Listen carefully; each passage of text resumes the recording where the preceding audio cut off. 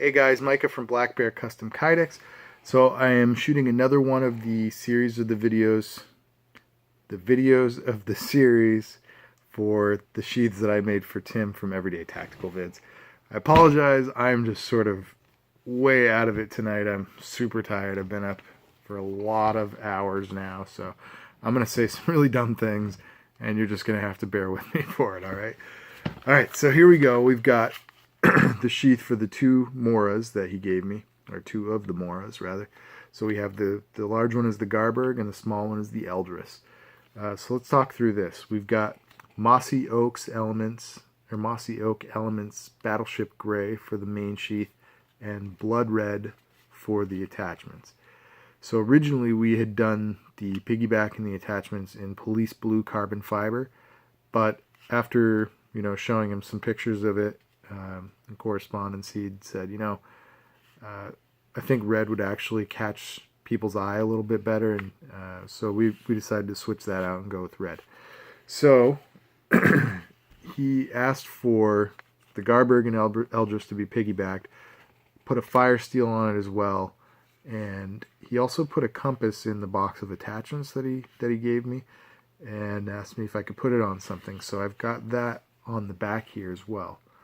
So let's just talk through it real quick.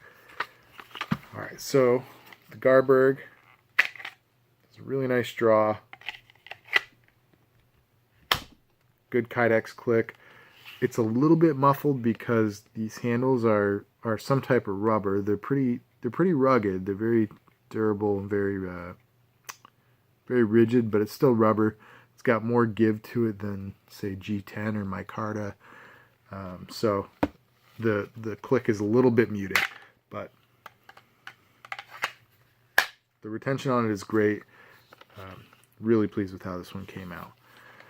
The Eldris, so obviously this is a pretty unique design here. Not many people leave just the rivets in the end without putting something closer to the handle, and why I did that was I didn't want to risk where I'm trying to keep it off at an angle as well, just because the handle's so big and I wanted it to be easily accessible.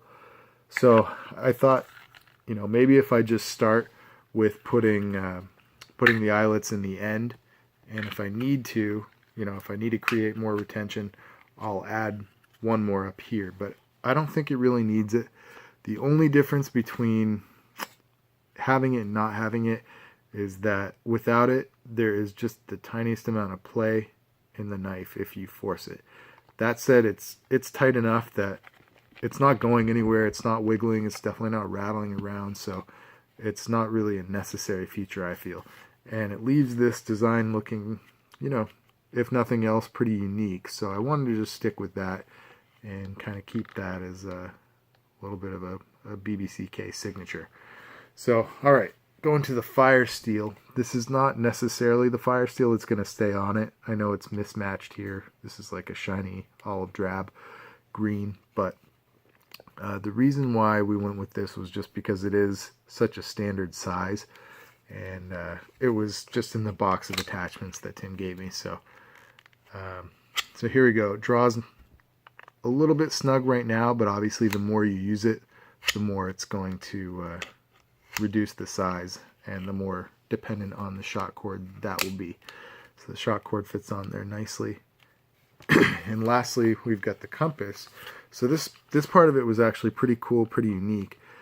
The Eldris, I found out, was actually kind of too powerfully magnetized metal, or maybe I'm misunderstanding how compasses work here, but it makes the compass go nuts.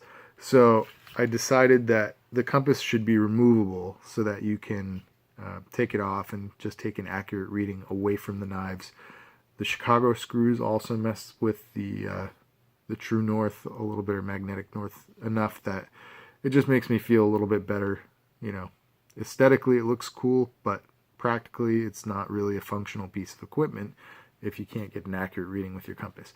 So how to remove it: you just put your thumb over here and kind of snap it out. It is in there pretty snug, but it will pop out if you push.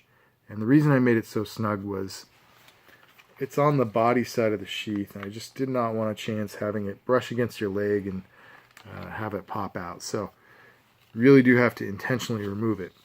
Now the cool thing about how it's retained in there is so you can see I sort of graduated I made little ramps up into it, up into this semicircle, and as the compass goes in there, it sort of meets up with the Kydex, and it's got these little grooves on it. I'm not sure how well they show up here, but so they sort of catch on the Kydex like train wheels do on their tracks, and it just snaps into place.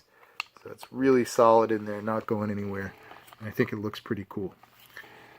And lastly, we've got the Black Bear Custom Kydex logo stamped into the leather on both sides of this dangler. And by the way, all the leather has been waterproofed. I waterproofed it with some snow seal. So that should hold up really nicely if it ever gets exposed to rain or moisture. Oh, actually, one other thing. So, like I said, originally we did police blue carbon fiber for the attachments. Well, I'd also welded a police blue seam on the main sheath. And I didn't want to redo the whole sheath. Plus, I thought it still looked really cool, even with the red. And I'll roll in some pictures later so you can really see it, because I don't think it's showing up here. But there's a blue seam on this. So, all right, that's that. And actually, here, take a look at it from this angle too, so you see that the Eldris stands off at an angle enough to be able to get your hand around it, because it is a rather large handle. It's a full-size handle on a really small knife, but I really wanted to make sure that you could get a good purchase on it before trying to draw it out of the sheath. So, alright guys, that is the Mora piggyback that I've got for Tim, and stay tuned for more videos. I might be splicing this together with some of the other videos that have the sheaths I did for him, but maybe not. It might be its own standalone. So intro, outro, and everything. Alright guys, thanks for tuning in.